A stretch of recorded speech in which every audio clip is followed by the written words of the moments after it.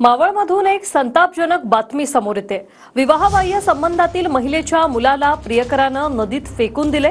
राजेंद्र दगडखैर या व्यक्तीचं एका विवाहित महिलेसोबत प्रेमसंबंध होते आणि या प्रेमसंबंधातून ती महिला गर्भवती राहिली। गर्भपातादरम्यान महिलेचा मृत्यू झाला। प्रियकरानं आणि त्याच्या मित्रानं महिलेचा मृतदेह लपवून आणत इंद्रायणी नदीत फेकून दिला। हा सगळा प्रकार महिलेच्या आधीच्या दोन्ही मुलांना माहीत असल्यानं प्रियकरानं निर्दयीपणे त्या 2 आणि 5 वर्षाच्या मुलालाही नदीत फेकून दिलं।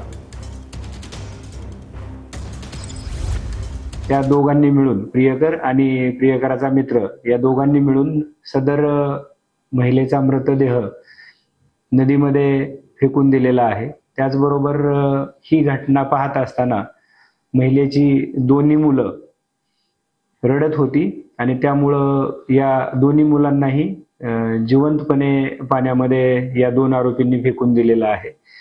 सदर दुर्दैवी घटनेच्या अनुषंगानं दोन्हीही आरोपींना पोलिसांनी ताब्यात घेतलं।